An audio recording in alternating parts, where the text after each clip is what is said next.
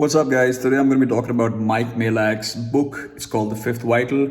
In case you don't know who Mike Majlak is, he is a podcast host on a show called Impaulsive, which has Logan Paul. He's a 35-year-old guy. He recently wrote a book about drug addiction and what he went through, his journey. He was a completely non-contributing member of the society. He was dealing in drugs. He was doing drugs. He was abusing alcohol, heroin, cocaine. I don't know if he did meth, but he was in a completely bad situation in life. The book talks about his journey, about his birth, about his life in school. There were certain circumstances which led him to where he was. He used to go to a very good school, and then his parents got divorced, or they were getting divorced. So his dad left, and then he had to go to the public school. In America, the public school system is one where I think it's free for all. So you end up with all kinds of ingredients, and the school he went to was extremely shady, and he was very impressionable. From being a good, funny family guy, he got into one thing led to another. Eventually, he was dealing in drugs in high school, and he got addicted to Oxycontin, this book is probably a dedication to Oxycontin and its survivors and all the thousands and millions of people who are affected by it. And it really talks about how deep drug addiction runs and how slowly destructive it can be for not just the person who's experiencing it, but all the family members. Like, for example, his mom, his two sisters, his elder sister, his younger sister, and how he was so callous about the whole thing. He now looks back at it with a lot of profound grief, and also he's very grateful that he got over it. And from that point where he was in life, from the age of, let's say, 20 till about 30 odd or 26 odd, I think for 6 to 8 years, his drug addiction was very deep, but he somehow climbed his way out of it.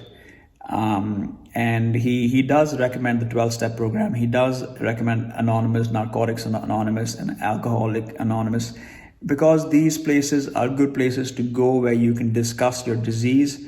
So if you're going through some kind of a drug problem, I suggest you go to a rehab or some place where you can talk about it. Because if you only let your mind do the thinking, I guess somewhere you have pitfalls to go back into your addiction. Now, I've never tried heroin, but it sounds really disgusting. Oxycontin, I've never tried. Probably I'm never going to try it. And it sounds disgusting again. And there are a lot of close calls in this book which he has with destiny. He could have died. He could have been at the mercy of some other drug deal gone wrong, some other guy who is not even closely responsible for his life. Basically, he could have died is what I'm trying to get at. And those parts of the book were good to read, and interesting to read. This is not the first book on addiction I've read. Not the first book where somebody who's an addict got better. I have read books about addiction because I find it a very intriguing topic.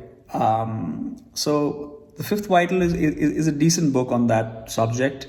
It is nothing special. It is nothing out of the ordinary. It is not going to change the world.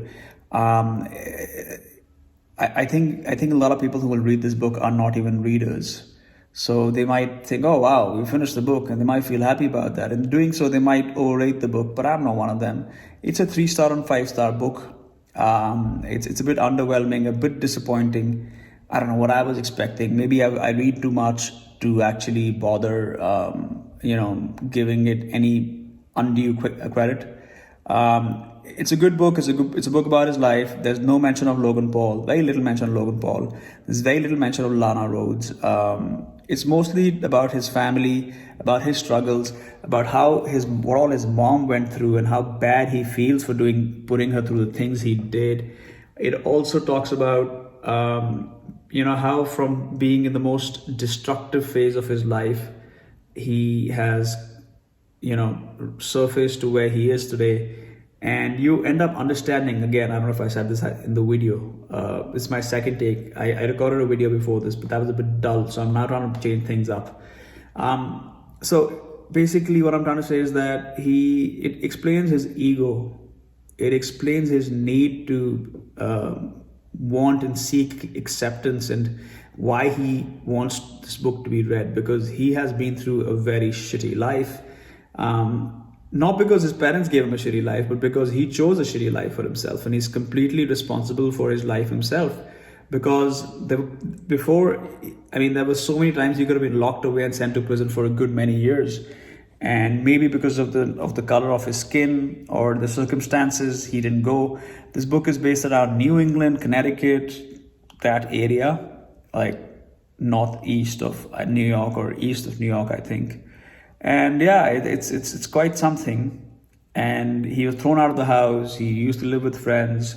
All of his friends were drug dealers and drug addicts, and it makes you a bad person also somewhere. But I think Mike maintained that he had a lot of integrity and all that. And I guess that's that, man. So yeah, The Fifth Vital by Mike Majlak, a decent book, 3 stars out of 5. I don't recommend it to anybody unless you're just a very curious person like myself.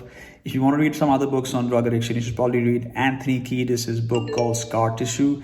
If you don't know who Anthony Kiedis is, I don't know where you're living, dude. He's the lead singer of RHCP. Not gonna bother saying the whole damn thing.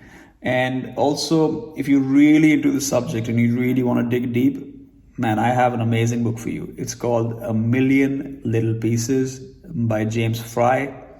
Now, I read this book back in 2005 before I ever tried anything. And it was outstanding back then, and it probably is going to still be outstanding, because books which hit me once, they stay with me forever. So that's a good book.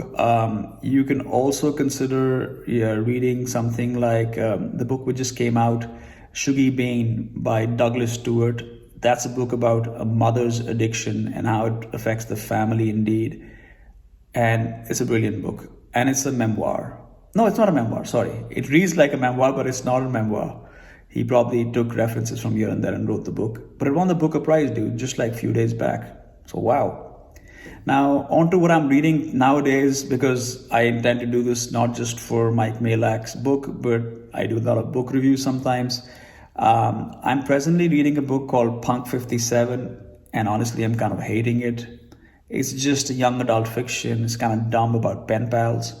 And I intend to read Immortals of Melua before the year ends. I also intend to read the Chetan Bhagat book, which came out before the end of the year. I'm thinking about giving drinking a backseat, because I'm always thinking about doing that, as you guys know. All right, guys, I'll see you when I do. Sorry for my get up today. I haven't even showered today. I got to be honest. It's a Sunday. I was fixing a couple of computers for my family. Those are fixed, and I'm here for this book review. I'll see you guys when I do. Bye.